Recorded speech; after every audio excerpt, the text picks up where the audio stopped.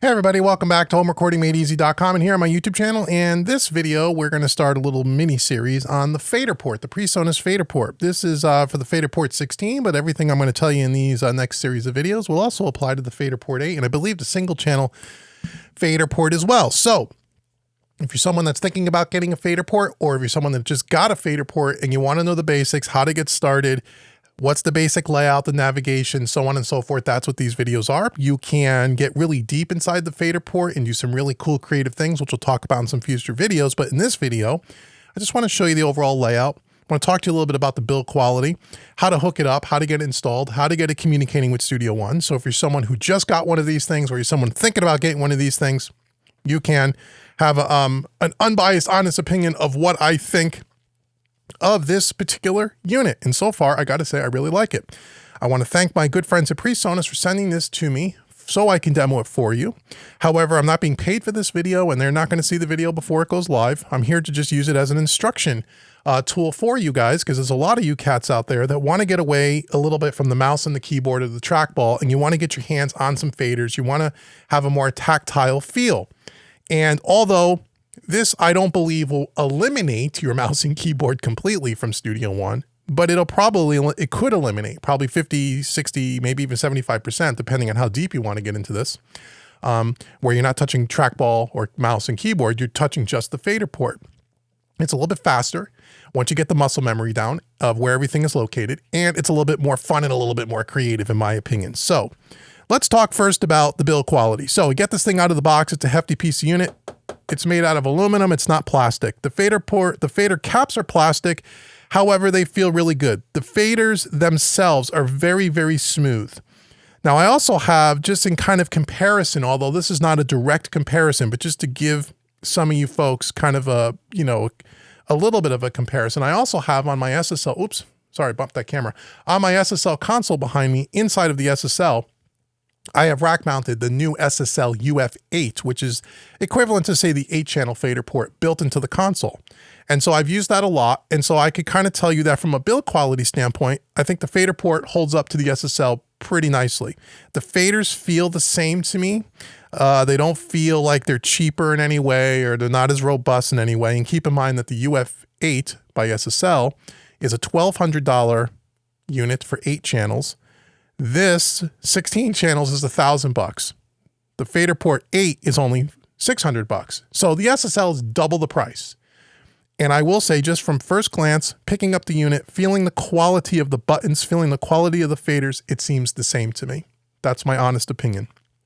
Functionality wise, both units are going to be slightly different in the way they do things, but overall they're going to do a lot of the same functions, and we're not going to compare one-to-one feature comparison in this series. This is just to help our Faderport users, people that are into a Presonus Faderport. But if you're someone thinking about getting a surface control and you were looking at the UF8 SSL, they don't make a 16 channel, they make a UF8, an 8 channel, which you can daisy chain together, 2 of them, to make a 16 channel if you wanted to spend that kind of money. If you're looking at that versus the Faderport, I just want to give you some, my opinion on the quality. So the build quality is really nice. The faders are really nice. The buttons feel really good. There's rubberized, kind of silicone-ish buttons, feel really nice. Very well lit. Even though you can't see the writing on the buttons with this camera, I know it's difficult to see. Trust me, it's very well lit, very clear, very easy to read. The one thing I will say is that a lot of these buttons, and you'll see this in future videos, are multifunction buttons when you use the shift key. So you'll see, like, this button here on the left-hand side where my finger is. See over here, it says link. Okay, underneath it, it says lock. But lock isn't like, the color of this unit is like a dark gray. And the words that are written underneath these buttons, I think, could be a little bit larger and a little bit more, maybe a brighter color white, so you can see them a little easier. They're a little difficult to see. Or maybe it's just because I'm old and I'm wearing glasses. But you can see them, but they're a little difficult to see. But these buttons are multifunction buttons. The LCD screen across the top, again, just like the UF8 by SSL, very well lit, very bright. I know you can't see it on camera, but trust me when I tell you that it does look, the resolution's really good. You can see it with no problem at all. It's easy to read. The writing is really small, but I can read it with no problem, much easier than I can read the writing underneath the button that I just talked about. On par with the UF8, yes, it is on par. You can go into the settings and you can change the brightness and the contrast of this LED screen here, these little scribble strips. And I'll show you how to do that maybe before the end of this video. But again, easy to read, really, really nice. Okay, so that's the build quality. Built really well. Physically, again, this is the 16-channel unit. The UF8 is an 8-channel unit, so this one's going to be larger. But if you compare the Faderport 8, Presonus Faderport 8 to the SSL UF8, physically, they're almost identical in size. I think the Faderport is a little bit longer this way. Down here, it's got a little bit more of an armrest. Down here, the UF8 doesn't have that. But other than that, it's pretty much the same size. So that's the overall build quality. So now let's talk about the installation of this. When you first get this thing and you plug it in, the first thing you want to do, even before you launch Studio One, is you want to make sure you go out to Universal Control and you want to make sure that you download, you plug this in via the USB cable, and there's a power cable as well, obviously. Now, the USB cable, I will say, I did test it in a powered hub connected to my computer, USB hub, and it does recognize it and it does work. And I've also checked it on actually plugging into the computer, and obviously that's going to work. However, again, I'm doing this on a Mac. I don't know if PC will be different, or depending on the powered hub that you have, it may or may not work. It's probably always recommended, if possible, to plug it directly into your computer, but I do have it plugged into a powered hub and it does work, and it should, if you have the right amount of power going to that hub, I think it should be fine, but just fair warning. So when you download Universal Control from your Presonus account on mypresonus.com, you plug this in, it should say Faderport 16. Now, first thing you want to do is you want to make sure that if there's a message across the top here above the word Universal Control, if there's an update for the firmware available, it will tell you that in green. Or you could come over to File and you can check for updates. It's going to ask you to sign in with my password, at least on a Mac it will. Now it shows that my version is up to date because I've already done this, and I want to show you an issue I ran into and how I solved that issue in case you run into the same issue. So it's up to date. If it's not up to date, obviously it's going to say there's a new one available. It's going to give you the ability to go ahead and to download the firmware, and I suggest you do that. When you do that, not only will you see a little progress bar on your computer screen showing you the update and how the progress of the update in the download, it takes a few minutes, maybe less than 5 minutes, but you will also see across the scribble strips on the Faderport, you will see the progress of the firmware being installed here. Now, at the end of that process, you're going to get a message on the screen that says you need to power off with the power button that's on the top right-hand side of the unit next to the power cable to turn it off and turn it back on, which I did. When I turned it off and turned it back on, what happened was all the faders came down to 0. The scribble strips went completely blank, even though they were lit up, and the buttons were lit up, but every button I hit, nothing functioned, and I couldn't get it to communicate with Studio One. So I went ahead and I powered it on and off again. That didn't work. I rebooted Studio One. That didn't work. I even restarted my computer and that didn't work. And as I was fumbling around, somehow by accident, I realized, let me try unplugging the USB cable from the back of the Faderport and replugging it in. When I did that, all of a sudden it came to life. So I will tell you, I had the same exact issue about a year ago on my single channel Faderport. I don't know if this is a Mac related thing. I don't know if it happens to PC. Maybe it depends on the operating system you're using. I'm not quite sure, but what I found in both cases is that if I unplugged the USB cable from the unit itself and plugged it back in, that seemed to solve the problem. And then everything snapped to and it was configured with Studio One. Okay, so make sure you update your firmware. And if you have that issue, that's the way you could at least try those things to try to get around it so you don't have a problem. So once you've done that, we also want to make sure, although if you have a session open, you'll see by the scribble strips whether it's communicating or not. But let's say you haven't created a session yet and you're about to. Let's make sure that the Faderport is being recognized by Studio One. So if you're on a Mac, you're going to come up to Studio One and go to Preferences. If you're on a PC, you're going to come all the way over here somewhere and you're going to see a menu option called Studio One, and then you're going to go to Options. Same screen's going to pop up when you do that. It's this screen right here, the Preferences window. you want to make sure you're on the external devices tab, and you should see your fader port 16 here. And even if you see it, and if the fader port's not responding to your session, if you double click on this, you want to make sure that the receive from is port 1, Presonus FP16 port 1, send to is FP16 port 1, drop down arrow, all these other ports, don't worry about, make sure it's on port 1 if it's not for some reason, okay, and then hit OK. Let's say it doesn't see it here. For some reason, it ought to automatically see it. But again, depending on the version of Studio One, depending on your computer and how the stars lined up that morning, right? Because technology is great when it works, but it doesn't always work, right? Most times it does. However, if for some reason this is not here, what I'm going to do is I'm going to remove this. And now you're going to see my fader port. All the faders went down to 0 and all the screens went blank and it's dead. It doesn't work. Let's add it. So you just go here and go to add, and then I'm going to come down to the Presonus menu, and I'm going to scroll down to fader port 16. Okay, there it is. You can rename it, label it however you want, but the most important thing, as I said a minute ago, you want to go to port 1, send to port 1. Why port 1? I don't know. I'm not a techie guy. That's what the manual says to do. Hit OK. And all of a sudden everything snaps to. I have a session open and it sees it here. And here it is. Okay, so that's how you do it if you don't automatically see it. As I said, most times you will automatically see it. But for some strange reason, if you don't, that's how you add it. Hit OK. Now you'll see I have a session open, and if I take the first track and move the fader up and down, it responds. So it's working. Pardon me.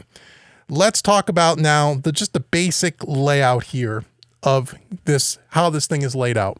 And then in the next video, we'll start getting into some of the functionality. So down here on the right-hand side, we have our transport. We have our stop, our cycle button, which is our loop. So if you look at Studio One, you can see I could turn my looping section on and off. Very handy. I use that all the time. You can fast forward the playhead like an old cassette tape, right? Remember cassettes? Rewind. Or if I hit both at the same time, it returns it to the beginning of the song, which I like. Pause. Stop. Right? Record. Nice. Above that, we have 8 series of soft keys here that are multifunction depending on how we use the shift key, which I'm going to show you in another video, and how we use our jog wheel, which is really cool. We're going to be able to select channels, zoom in and out on our session. We're going to be able to do a lot of the things that you would typically do with a mouse all the time. We could do with this jog wheel and these keys, and I will show you that in the next video. Along the side here, we can select what our faders are kind of responding to. So right now I have the word, this is all, which is all my audio tracks, all my buses, all my instrument tracks. Again, if you can't see the typing or the lettering on the button, I apologize. It's the lighting of the camera, but it says all and it's lit up very well. Above that is VCA. If I hit VCA, all my faders go down to 0. And you may say, why is that, Dave? You know why that is, guys? Because I don't have any VCAs in this session. That's why. If I go to buses, I only have 2 buses in this session, and that's why the first 2 channels are up here. And on the scribble strip, it'll tell me what buses they are. I have a drum bus and a percussion bus, which happen to be on the screen right here in purple. Drum bus, percussion bus. And you can see when I click with my mouse in Studio One on those 2 tracks, you can see the purple buttons light up here on the FP16 fader port, right? Great. If I go over here to VI, which would be virtual instruments, again, it comes all the way down to 0 because I don't have any virtual instruments in my session. And then all my audio tracks, most of my tracks are audio here, so that's why you'll see all the faders snap to, and the scribble strips will correspond with what's going on in Studio One. I typically keep it on all, but that's just me. You could do whatever you want, right? The difference between all and audio is if I use audio, it's not going to show my buses. All will show the buses. So if you want everything that you see in the console view here in Studio One to reflect on the fader port, you want to use all, but you can configure it however you want. That's what's really great about it. Above our jog wheel here, we have our main jog wheel here, which I'm going to talk about in a second. You can see as I turn this, it's actually selecting channels, but that's a preview of the next video. And we can bank over with these 2 keys here. Above that, we have our automation section. In our automation section, we have the latching, the trim. We can turn it off. We can write, we can touch, we can read the automation. And then again, these are multi-function buttons. Again, I know it's difficult to see the typing, but if you use the shift key and hit this, and again, I'll show you in the next video, this will do things like save, undo, redo, and those kinds of things. So you can, they're already kind of pre-mapped. The first three up top, the multi-function is already pre-mapped, but the second one, the second row here are user, which means you can program them to do anything you want. And that's a little bit more advanced. If you have certain functions that you want to program, let's say that key to all the time, I don't know, whatever you want to do, add track or export or something like that, you can do that, and we'll see that in another video. Along the top here, we have our Faderport logo here, and in the front is where we have our power and our USB cable. Then next to that here on the right-hand side, we have what mode do we want our Faderport to be in. So right now it's in track mode, and that's why across the scribble strips that you can't read the writing, it actually reflects what's going on in my console. If I hit edit plugins, because I have this track selected in the DAW, you'll see I have my hi-hat track selected. There is a Pro EQ on that, and on my scribble strip it says hi-hats Pro EQ because that's the track that's selected in Studio One.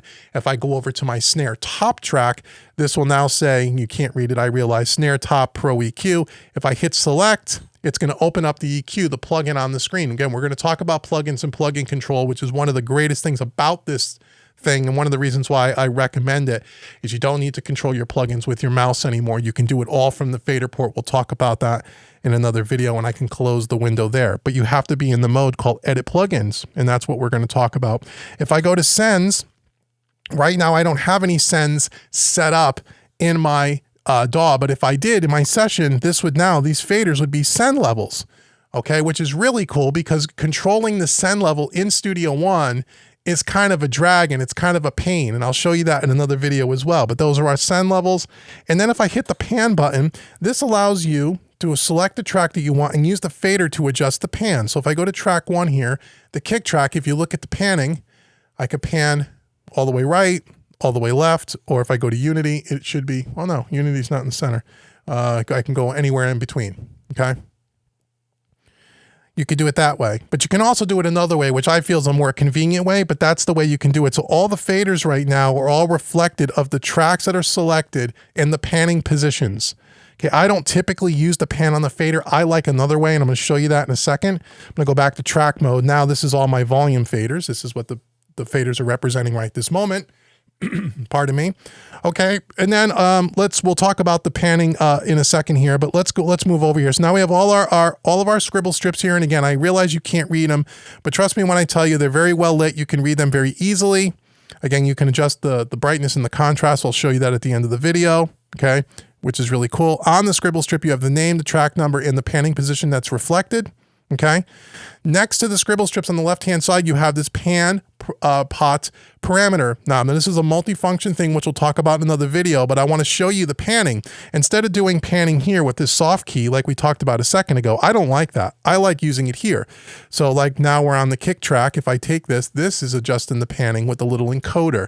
I like that much better than using the fader, but that's just me personally. You may enjoy using the fader for your pan position. You can do it either way. If I come over to the third track and I turn the panning position, you can see it in Studio One turning as I'm selecting the track. So that works out well. I feel a pan should be a knob, not a fader, but again, it's all personal preference, and it also functions as some other things too, which we'll talk about in another video. All underneath our scribble strips are our select buttons. As I hit the select, you can see Studio One is changing along with it, which is really nice. I love how this is integrated with Studio One, and that anything you do on the screen or anything you do on the Faderport, for the most part, reflects on the screen, and that makes this really intuitive and easy to use. Every channel has a mute and a solo, right?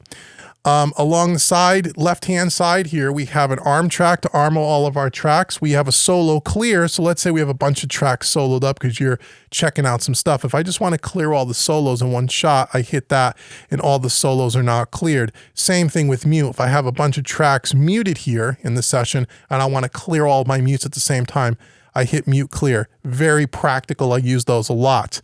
Up here, we have a bypass button where we can bypass our plugins as we were talking about. Again, I'll show you that in another video. We can open and close our buttons, or excuse me, open and close our plugins with the macro button by using the shift key, which I'll show you in another video. And then we have this link and lock button, which serves some multi-purpose, which again, I'll show you in a future video. So what you'll find is that a lot of these buttons, when you use the shift key on both sides of the fader port, act two-way. They're kind of multifunction, right? When the shift key's not pressed, it does one thing. When the shift key's pressed, it does something else. And that's where some of the muscle memory comes in. It would be nice because there's a lot of dead space here. There's a lot of open metal on this fader port. I've recommended to Presonus if they ever decide to update this thing in the future, maybe adding some more of these soft keys here with some more common things here. So you don't have to use the shift key so much, but it's really not that big of a deal. Once you get used to it, it's actually kind of quick. And you have two shift keys on either side of the fader port, where my two fingers are. So if you're working on the left side, you can use the shift key here, with one hand, and you can, do this kind of a thing.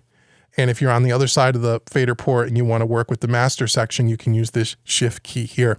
So that is the overall layout. Now, the last thing I want to show you quickly before we end this video is I want to show you how you adjust the display in some of the settings here. You can even adjust the sensitivity of the fader. And again, I know you won't be able to read the text, but I can kind of tell you what it does. So the first thing you want to do is power off the unit. And then you want to, as you power it on, you want to hold down the first two select buttons simultaneously and turn the power on. And this is going to bring you into the setup mode. You wait till the scribble strips light up. Okay, so right now on the first one, it shows Studio One. So again, you can run this with Studio One, Pro Tools, Cubase, Ableton. You can run this with any other VAW. I believe all the major DAWs as far as I know. But it obviously, if you're using it with Studio One, it's already set up to be Studio One. But we have Mackie control here, we have Huey control here, we have a MIDI mode here. So depending on how you want to use it, what DAW you're using, you should be able to do that. Maybe I'll take a look at that in some future videos to see how well it integrates with Pro Tools and Cubase, because I have in Logic just to check them out. But default, it's Studio One. But if you come over here to 1, 2, 3, 4, 5 and you hit, you'll see it says setup. If I hit the select key, I get a bunch of settings here that I can change. You can tune the fader here. Again, I didn't really have to do anything. Out of the box, it works perfectly, but I can do the speed of the fader. I see. Yeah, you can tune how fast you want the faders to move. Again, I didn't really do anything with that, but you can play with that. I hit the back button, but you can also do the display settings, which you can do the contrast here, the display brightness. If I select this and I hit this, I can dim it down. Again, I know it's hard to see on camera, or I can bring it up, or I can bring it way up. And then I can go back here. So you have 3 levels of brightness. I can do the contrast here, where I can just turn this knob here, my parameter knob, and it gets really, really bright, as you could probably see on the camera, or really dim. Again, out of the box, it seemed fine to me. Maybe from the dimmest, lowest contrast point, maybe up a couple of clicks where the background is not so bright because the text is white and it is a white background. But that seems to work just fine. But there's some stuff in here that you can adjust. And then I can hit the back key. Over here, you'll see on these last 3 scribble strips, it tells you the version of the fader port, when it was built, and the firmware version right here. Again, I'm sorry that you can't read that. And that's it. And then to get out of the mode, you just hit back. Then there's an exit button. You hit exit. And then I hit Studio One because I want this to work with Studio One. Do I have to power it on and off? Nope, I don't think I do. I think I could just, there it goes. So now I just go back to track mode, and we should be, right? Should we be here? Oh, you know what I noticed though, when you do that, it seems like a lot of the faders come down to 0. So I think what you want to do is maybe power it off and repower it on. It should snap to and reset all the faders. Yeah, so it resets all the faders, and now my faders are in the position that they were before. So that's the general setup mode. Again, it's pretty basic. It's not a big deal. It is written in the manual. So that's it for this video. So again, oh, and the last thing I will say here too is in order, you can lay this flat on the desk. The way I have this kind of propped up, I have a couple of pieces of acoustic foam under the back to kind of prop this up. I found when you lay it flat down, even though you can still read the scribble strips and you can still read the buttons, it's a little more challenging. You feel like you got to kind of lean over the top of it and look at it. So I got 2 pieces of foam that kind of prop this thing up on an angle. They don't come with any kind of feet or anything like that. It would be nice if they included some kind of bracket or some kind of an adjustability. Again, maybe in a future product release. That would be cool. But I think there's also some third-party companies that make some nice custom racks that you can set this in to make it a little more decorative on your desk, and it has kind of a propped up back. But you can just use a couple of pieces of studio foam like good old Uncle Dave did here, and it works just fine. So I just propped up some studio foam, and that makes it easier to read. It makes it a little bit more user-friendly. So that is the basic layout of the Faderport 16. Again, the 8 is exactly the same, just with less faders, and the build of the single-channel Faderport's exactly the same, obviously with only one fader, but all the buttons and the way it's built, the construction, is all exactly the same. And I will say, from a functionality point of view, again, compared to the UF8 by SSL, which is twice the money, if you look at the Faderport 8 versus the UF8 by SSL, they do a lot of the same things. The build quality feels the same. The faders feel the same. This is half the price. Or you could buy a 16 for $1,000, or you can get a UF8 for $800 or $1,200, excuse me. So I think this is a really good value. I really do like it. And if you use Studio One, it's super intuitive. So if you come back for the next video, or if you look at my playlist, I'll probably link it in the description box below. There'll be a playlist called Faderport 16, where I'm going to build a few videos for you guys and show you in the next couple of videos what some of these keys do, how to use them, and how I use them for mixing, because that's basically what I do for mixing. But for recording, this is really great too, and I'm going to give you a basic overview. So let me know what you think below in the comments section below. Give me a like, thumbs up, and thanks so much for watching this video. Now again, if this is your first time here, thanks for watching this entire video. I want to give you a couple of free gifts. First thing I want you to do is go out to homerecordingmadeeasy.com. I want to give you a free mixing course. So not only can you start using Studio One, but you can start using your Faderport with this free mixing course, and you can follow along with some of the things I'm going to show you in the next few videos. So go check out homerecordingmadeeasy.com. Get your free mixing course. It's my gift to you. It's worth $100, absolutely free. And if you dig that training course and you want to learn more about recording, mixing, and mastering, and everything Studio One specific, and you want to take one of my paid training courses, I want to give you a coupon code. The coupon code is YouTube25. Use that at checkout. It will take 25% off any training course. Okay? So thank you so very much for watching. Make sure to come back for the next video. We'll dive a little deeper into the Faderport 16. And until the next video, I've been Dave with homerecordingmadeeasy.com. Thank you so very much for watching, and I'll speak to you guys all soon. Take care, everybody.